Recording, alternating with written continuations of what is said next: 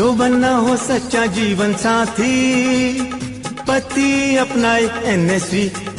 हमारी 2 बेटियां हैं, हम चाहते हैं कि उनका भविष्य सुनहरा हो, इसलिए हमने फैसला लिया है कि आगे बच्चे नहीं होने चाहिए। मैंने जिम्मेदार पति होने का फर्ज निभाया और एनएसवी को अपनाया। 10 मिनट में बिना चीर फाड़ के सरल सा उपाय, और आधे घंटे बाद घर। खुराक और दिहाड़ी की भरपाई के लिए 1100 रूपए तुरंत मिल गए थे। न कोई कमजोरी और पत्नी का पूरा प्यार भी। क्यों जी? हटो जी। वही है सच्चा जीवन साथी जो पति अपनाए एनएसवी। राष्ट्रीय स्वास्थ्य मिशन, स्वास्थ्य विभाग हरियाणा द्वारा जनहित में जारी।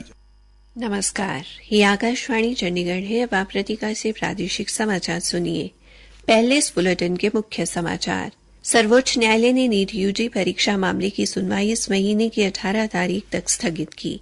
केंद्रीय स्वास्थ्य मंत्री जगत प्रकाश नड्डा ने विश्व जनसंख्या दिवस पर परिवार नियोजन हेतु सुगम मॉडल का अनावरण किया। हरियाणा के मुख्यमंत्री नायब सिंह ने आज मानेसर में मुख्यमंत्री शहरी स्वामित्व योजना के पात्र परिवारों को स्वामित्व पत्र प्रदान किए। मुख्यमंत्री ने गुरुग्राम जिले की 269 करोड़ रुपए की 37 परियोजनाओं का उद्घाटन व शिलान्यास किया और बीजेपी प्रदेशाध्यक्ष मोहन लाल बड़ौली ने कहा कि राज्यसभा चुनाव के लिए उनके पास पूर्ण बहुमत है। अब समाचार विस्तार से। सर्वोच्च न्यायालय ने नीट यूजी परीक्षा 2024 मामले की सुनवाई इस महीने की 18 तारीख तक के लिए स्थगित कर दी है। मुख्य न्यायाधीश डीवाई चंद्रचूड़ की अध्यक्षता वाली पीठ ने सभी पक्षों को केंद्र और राष्ट्रीय परीक्षा एजेंसी द्वारा दायर हल्फनामों पर अपनी प्रतिक्रिया दाखिल करने का पर्याप्त समय देने हेतु सुनवाई की तारीख आगे बढ़ा दी है। शीर्ष अदालत में आज विवादास्पद नीट यूजी 2024 मेडिकल प्रवेश परीक्षा से संबंधित याचिकाओं पर सुनवाई होनी थी। इनमें 5 मई की परीक्षा के दौरान अनियमितताओं और कदाचार का आरोप लगाने वाली और दोबारा परीक्षा कराने की मांग वाली याचिकाएं शामिल हैं। बुधवार को प्रस्तुत एक हलफनामे में केंद्र सरकार ने कहा कि सर्वोच्च न्यायालय के निर्देशानुसार शिक्षा मंत्रालय ने मद्रास स्थित भारतीय प्रौद्योगिकी संस्थान डेटा के व्यापक विश्लेषण का अनुरोध किया है। उससे पहले सोमवार को सर्वोच्च अदालत ने कहा था कि नीट यूजी की शुचिता से समझौता हुआ है। केंद्रीय स्वास्थ्य मंत्री जगत प्रकाश नड्डा ने विश्व जनसंख्या दिवस के अवसर पर आज नई दिल्ली में परिवार नियोजन के लिए सुगम मॉडल का अनावरण किया। सुगम मॉडल को मां और बच्चे की भलाई के लिए गर्भधारण के स्वस्थ समय और अंतराल के लिए डिजाइन किया गया है। विभिन्न राज्यों के स्वास्थ्य एवं परिवार कल्याण विभाग के साथ एक वर्चुअल बैठक में श्री नड्डा ने कहा कि आगामी रणनीतियों को राष्ट्रीय परिवार स्वास्थ्य सर्वेक्षण के आंकड़ों के साथ लागू किया जाना चाहिए। उन्होंने नई परिवार नियोजन सूचना, शिक्षा और संचार सामग्री भी जारी की। हरियाणा के मुख्यमंत्री नायब सिंह ने आज मानेसर में स्वामित्व पत्र वितरण और मुख्यमंत्री शहरी स्वामित्व योजना के तहत रजिस्ट्री वितरण समारोह में गुरुग्राम जिले की 269 करोड़ रुपए की 37 विकास परियोजनाओं का उद्घाटन व शिलान्यास किया।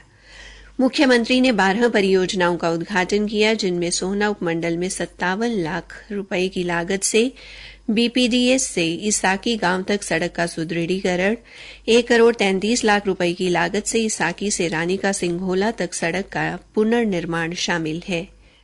इस दौरान जिन 25 परियोजनाओं का शिलान्यास किया गया, उनमें 99 करोड़ 50 लाख रुपए की लागत की द्वारका एक्सप्रेस वे के दोनों ओर की सहायक सड़कों का निर्माण और चंदू बुढ़ेड़ा में 61 करोड़ 95 लाख रुपए की लागत से बनने वाला जन शोधन संयंत्र शामिल है। पलवल से विधायक दीपक मंगला ने आज पलवल में मुख्यमंत्री शहरी स्वामित्व योजना के 50 पात्र परिवारों को स्वामित्व पत्र वितरित किए। इस अवसर पर नगर परिषद के प्रधान डॉ यशपाल भी उपस्थित रहे।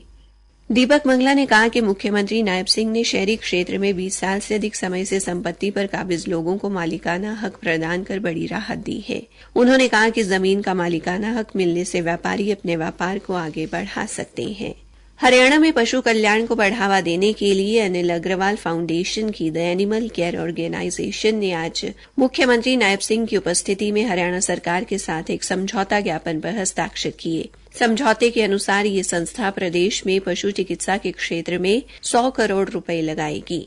समझौता ज्ञापन के तहत टाको गुरुग्राम में सरकारी पशु चिकित्सालय को 7 दिन 24 घंटे सेवा देने वाले बहुविशेषज्ञ पशु अस्पताल में परिवर्तित करेगा और हरियाणा में अत्यंत गंभीर बीमारियों से ग्रस्त पशुओं के लिए पशु जन्म नियंत्रण इकाई, प्रयोगशाला, फार्मेसी प्रशिक्षण केंद्र और आश्रय गृह का निर्माण शुरू करेगा। ये सुविधा गुरुग्राम के कादीपुर स्थित पशु चिकित्सालय की 2 एकड़ भूमि पर तैयार की जाएगी। इस समझौते के तहत टाको आपातकालीन देखभाल सेवाएं घर घर पहुंचाने के लिए एक एम्बुलेंस और एक उन्नत मोबाइल स्वास्थ्य वैन भी तैनात करेगा। प्रादेशिक समाचार आकाशवाणी चंडीगढ़ से प्रसारित किए जा रहे हैं। बाकी समाचार इस अंतराल के बाद।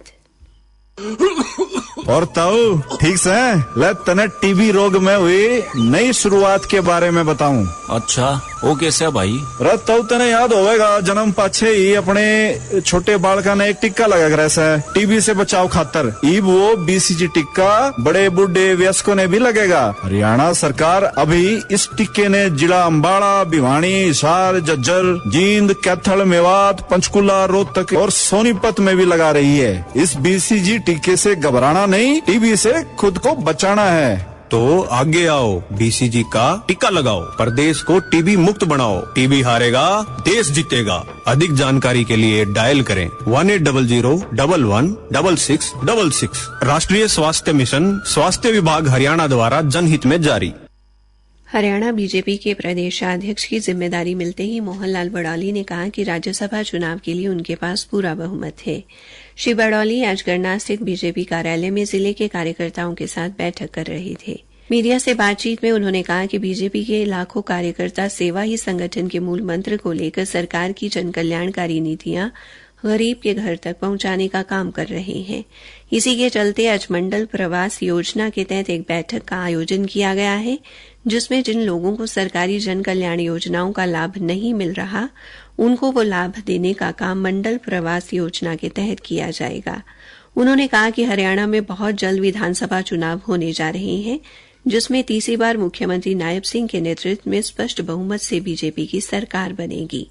बसपा और इनेलो की गठबंधन बारे पूछे जाने पर मोहनलाल बड़ौली ने कहा कि जनता किस प्रकार उन्हें आशीर्वाद देगी, ये जनता पर निर्भर करेगा।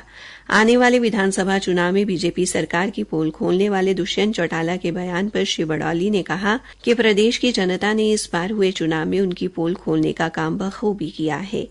प्रदेशाध्यक्ष बनने के बाद कार्यकारिणी में बदलाव बारे पूछे जाने पर बीजेपी अध्यक्ष ने कहा कि बीजेपी कार्यकारिणी में लाखों कार्यकर्ता हैं, लगभग 20 से 25% ही नए लोग आते हैं, बाकी वही लोग काम करते हैं। इससे नए लोगों को भी मौका मिलता है। हरियाणा के नगर एवं ग्राम आयोजना मंत्री जेपी दलाल की अध्यक्षता में आज चंडीगढ़ में हुई नगर एवं ग्राम आयोजना विभाग की राज्य स्तरीय समिति की बैठक में रतिया विकास योजना 2041 के प्रारूप को स्वीकृति दी गई। बैठक में रतिया के विधायक लक्ष्मण नापा भी उपस्थित रहे। यह विकास योजना वर्ष 2041 तक रतिया की 2 लाख से अधिक व्यक्तियों की अनुमानित आबादी के लिए तैयार की गई है। इस योजना को जनता के लिए प्रकाशित किया जाएगा और उनसे टिप्पणियां मांगी जाएंगी। हरियाणा के मुख्यमंत्री नायब सिंह ने आज गुरुग्राम में T20 क्रिकेट विश्व कप विजेता टीम के सदस्य रहे क्रिकेट खिलाड़ी युवेंद्र चहल से मुलाकात की। इस मौके पर मुख्यमंत्री ने क्रिकेट खिलाड़ी को T20 विश्व कप जीतने पर बधाई दी। मुख्यमंत्री ने क्रिकेट खिलाड़ी को स्मृति चिन्ह देकर तथा शॉल ओढ़ाकर सम्मानित किया। मुख्यमंत्री ने खिलाड़ी को पदक भी पहनाया। इस मौके पर मुख्यमंत्री ने कहा कि पैरालंपिक के खिलाड़ियों व अन्य खिलाड़ियों के लिए जल्द ही एक अभिनंदन समारोह भी आयोजित किया जाएगा और इस कार्यक्रम में हरियाणा का नाम रोशन करने वाले खिलाड़ियों का अभिनंदन किया जाएगा। अंत में मुख्य समाचार एक बार फिर। सर्वोच्च न्यायालय ने नीट यूजी परीक्षा मामले की सुनवाई इस महीने की 18 तारीख तक स्थगित की। केंद्रीय स्वास्थ्य मंत्री जगत प्रकाश नड्डा ने विश्व जनसंख्या दिवस पर परिवार नियोजन हेतु सुगम मॉडल का अनावरण किया। हरियाणा के मुख्यमंत्री नायब सिंह ने आज मानेसर में मुख्यमंत्री शहरी स्वामित्व योजना के पात्र परिवारों को स्वामित्व पत्र प्रदान किए। इसी के साथ ये समाचार बुलेटिन समाप्त हुआ।